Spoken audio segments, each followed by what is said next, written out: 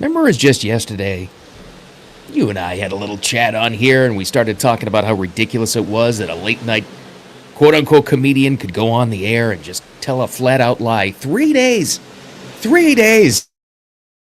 After it was already debunked about, of course, the aftermath of the Charlie Kirk story. And that's where this really is now, is the aftermath. And who covers it? Who freaks out about it? Well, as you well know by now, because it's the biggest story in the country, the times, they are a-changin'.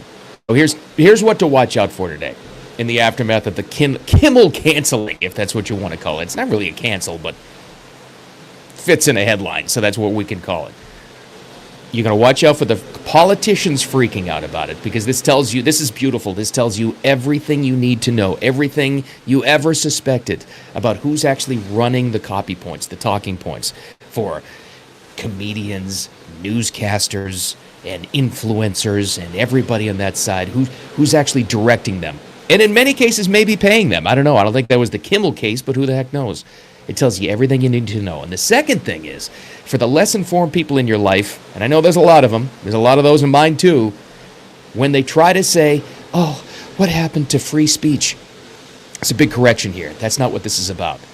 Jimmy Kimmel and everybody else who had disgusting, inaccurate, awful things to say in the aftermath of the Charlie Kirk story, they had free speech. Everybody that went online and lost their jobs, teachers, healthcare professionals, nurses, whatever, anybody did. Oh, they had free speech because they already said it. But the people who got rid of them, including ABC, they have a right to put some consequences in place, and that's what we're getting to. So thanks for being here. Appreciate it so much. If it's noisy, I apologize, but the Atlantic Ocean is right behind me. Can't do anything about that. Still on the boat, and hopefully the internet connection and the algorithm is with me, but thanks for hanging out with me all week long. And all you new followers, too. I love you. I appreciate you. Audio podcast listeners, wherever you look for Wicked Radio, any platform, you can find it. Put subs on, notifications on, then it's on a replay and all this stuff. You know how it works. Let's get right to it. Little background, just as a refresher, because you know the story right now. You heard about Kimmel. Maybe you don't know all the details. This is the same clip we had yesterday. And again, a reminder on how this came to be. His Monday night show. And that's important to the timeline, I think. The Monday night show. That means he himself, his writers, the producer, the directors of the Kimmel show on ABC, also network executives, they had all this time. They had until Friday, Saturday, Sunday, Monday, the real production meetings, all to figure out how they're going to present this. And again, relevant to the story and the timeline. By the time they went on air, by the time Jimmy Kimmel Live happened Monday night and got him into all this trouble, it had already been debunked exactly what they said. What did he say? I'll refresh it here for you. But what he said was that and he called them the MAGA gang, if you remember. They're trying to politicize this and take advantage of it and try to distract people from the fact that the shooter was one of theirs. This had already been debunked by the FBI, the Utah officials, and this disgusting, murderous assassin's family had already debunked this. Didn't matter.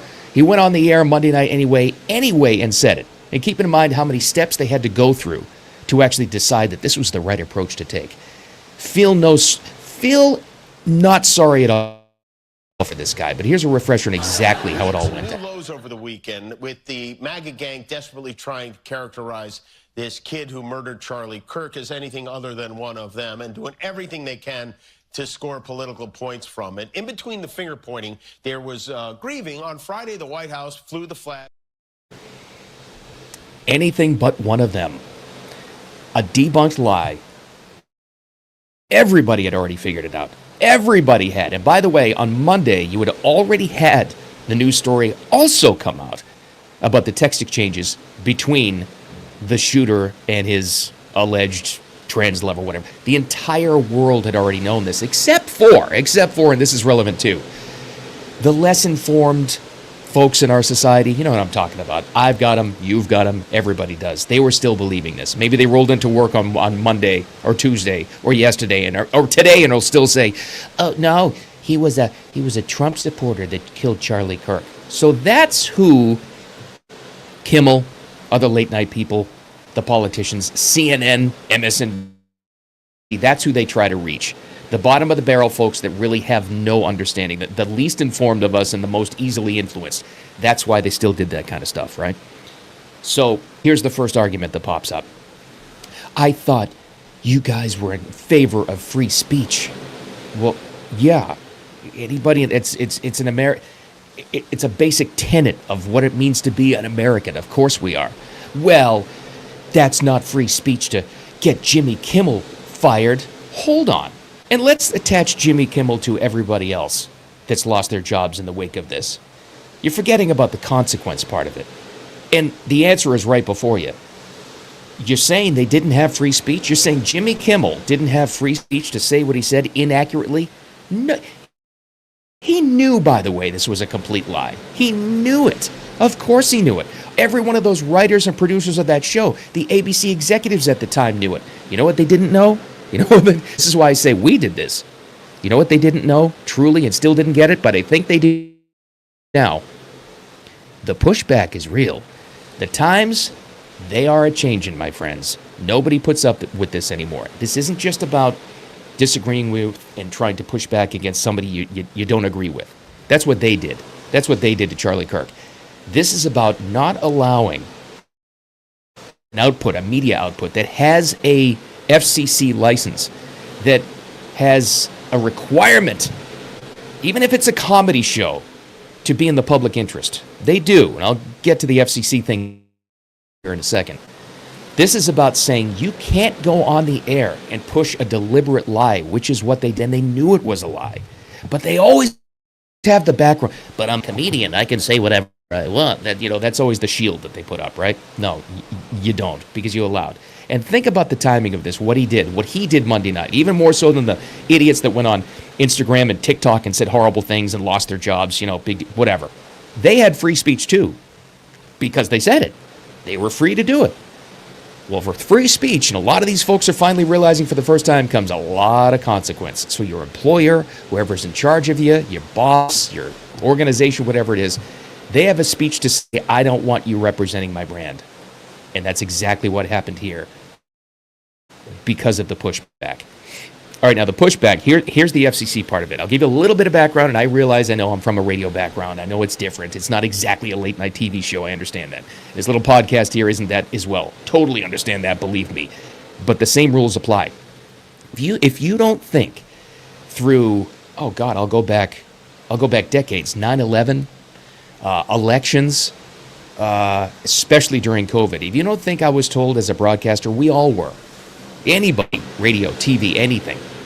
We're told that you have a public responsibility. If you think I was censored by my organization during COVID, I was told directly not to post certain things on my personal account, not to say certain things, because it's not in the public interest, not to question certain things. Just trust the experts. That's what we were all told.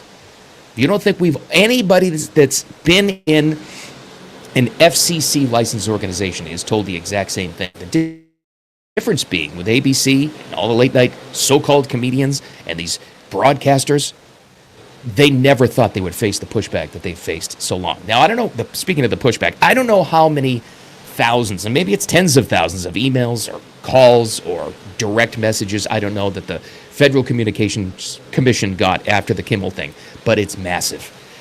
Because I don't care who they are. I don't care that this guy was appointed by Trump or not. They don't make a move like this, and they don't put public pressure on a broadcaster unless they know they have the public support behind it. But you're just regular people. And that's the part that's changed. Regular people not putting up with this anymore. They'll come out with it someday. They're not saying yet. The new FCC commissioner is Brendan Carr. Did a couple of interviews. He did one this morning, and then he went on with Benny Johnson the day before. I guess this was on yesterday, talking about the very same issue. They don't make this kind of a move unless they know they have the public support behind them. Here's the first thing. This is when he was first talking about it on Benny Johnson, who's a great podcaster. He's awesome. Benny talked to this FCC commissioner, and he asked him about the possibility of that. He said, listen, this isn't just a stupid joke he meant. He misled a giant portion of the population. And think about it, too. During a time when most people were still very upset about this. A lot of people are still upset about this. You needed some comedy. You needed something away. You needed something in late night or entertainment to take your mind off this thing. Kimmel, ABC, they decided to put more propaganda on it with a lie. that was already disproven. Well, anyway, when Benny Johnson talked to Brendan Carr before all this happened, here's what he said. When you look at the conduct that has taken place by Jimmy Kimmel, it appears to be some of the sickest conduct possible. As you've indicated, there are avenues here for the FCC. So there are some ways in which I need to be a little bit careful, because we could be called ultimately to be a judge on some of these claims that come up. But I don't think. Okay, so that was before Kimmel really got de-Kimmeled by ABC. But this morning, he also did a lot of interviews to try to explain himself, as he should. I mean, he went on Fox, so they're going to be friendly too. But the FCC commissioner in this deal has a responsibility as well to talk about that, to explain it, what their role was, what their role wasn't. The first lie you're going to hear today is that the FCC, being, an arm of the Trump administration, got Kimmel fired. It's not the case. This was more from his employer and the affiliates than anybody else. But after Kimmel got canceled, here's what Brendan Carr said on Fox. Broadcasters are different than any other form of communication, including here.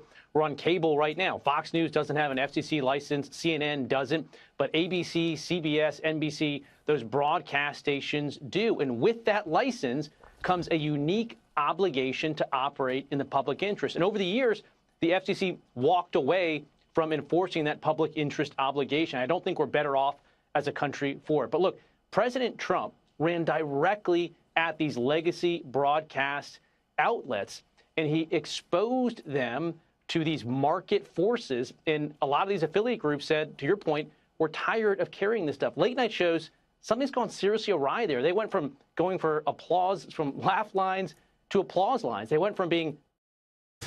And that's their choice. That's their choice to do it. But here's the thing, and he said that for years, for decades, they ignored it.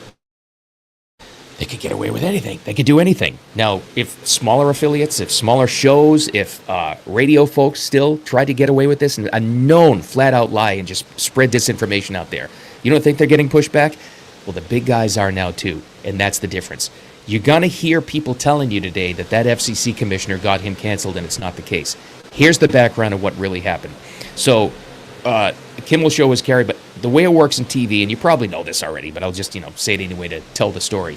So there's a bunch of broadcast owners that own a bunch of TV stations, and they all become affiliates. Like you try to be an ABC affiliate, CBS affiliate, Fox, whatever it is. So the broadcast company. So Nexstar is one of the broadcasters that own a bunch of TV stations. That was they had an affiliate and they carried the Kimmel show. They have a bunch of them. They were the first one. Nexstar.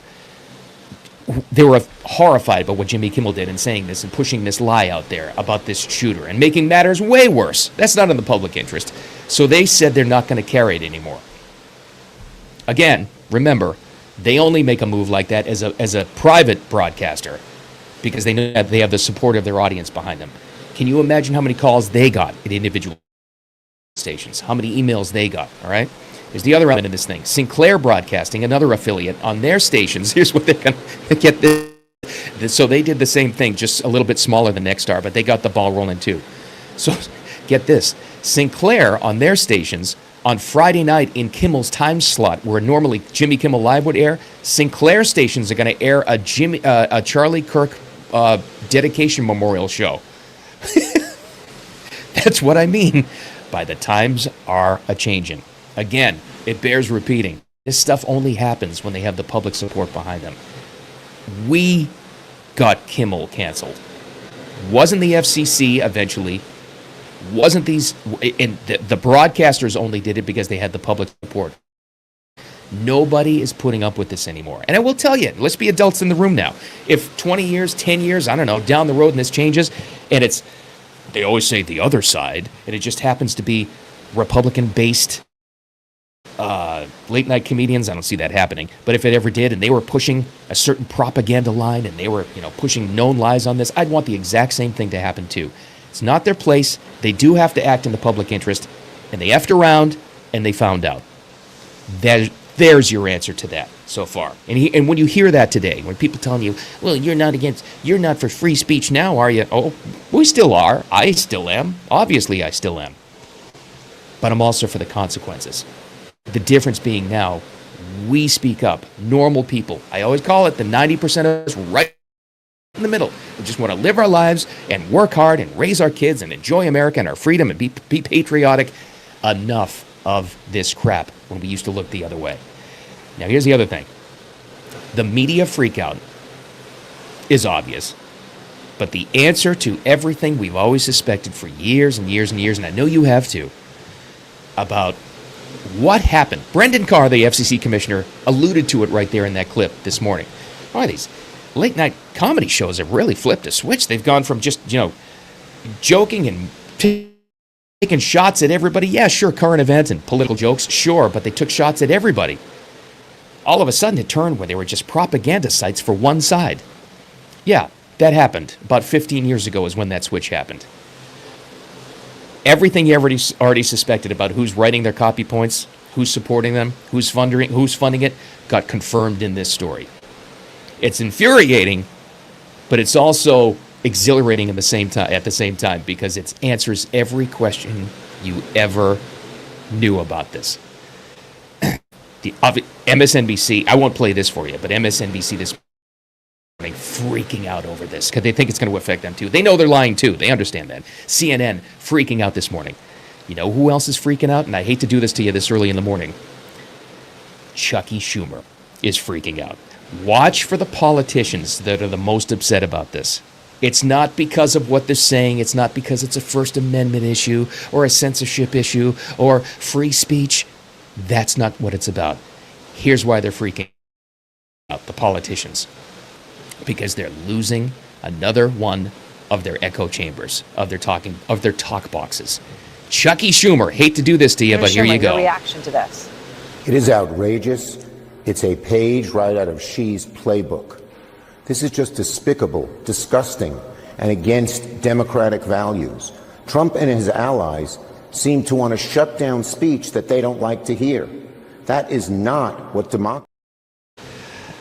Right out of Xi's playbook. Remember about these politicians just like Chucky Schumer. Everything they say is actually what they're doing. That's what's happening here. He's freaking out the most, which tells you one big answer. He was most likely the one giving the talking points and the propaganda lines and the direct orders to these so-called late-night comedians and news broadcast outlets that were pushing this stuff for years. Here's your answer. The politicians that are freaking out the most are the ones that were most involved with the propaganda for late-night comedians. I love it. Oh, and by the way, Chucky Schumer never said a damn thing when other comedians got canceled. Can I just remind you of one thing, and this might really help when you're faced with somebody in your life today, maybe even a boss, that's less informed than you and wants to tell you that this is an atrocity. It's right out of Xi's playbook, as Chucky Schumer said. Here's a great reminder. Just throw this one at him. Oh, well, remember Roseanne Barr?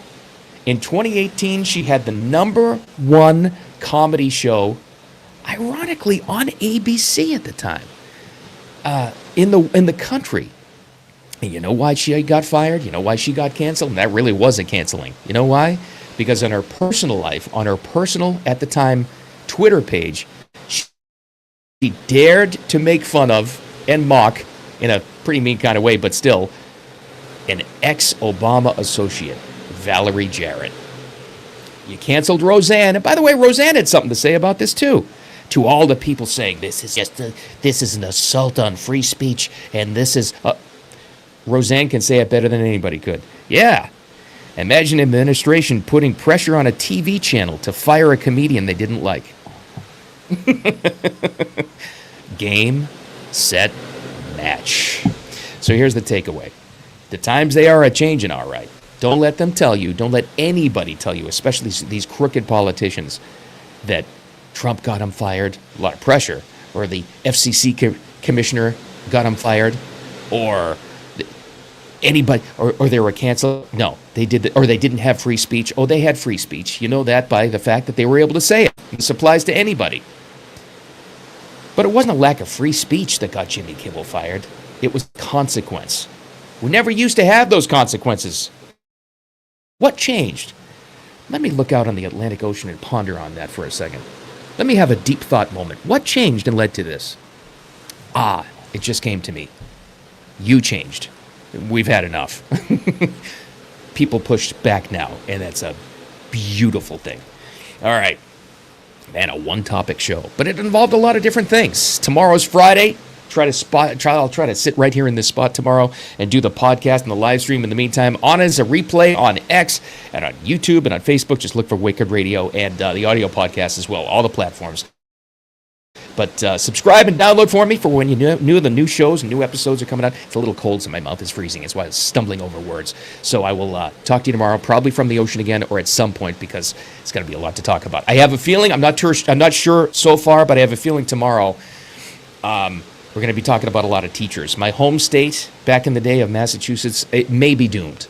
They may be. Unlike all the other states in the nation, which are pushing back on these teachers, bringing their politics into the classroom, Massachusetts just doubled down and protected their teachers from doing that.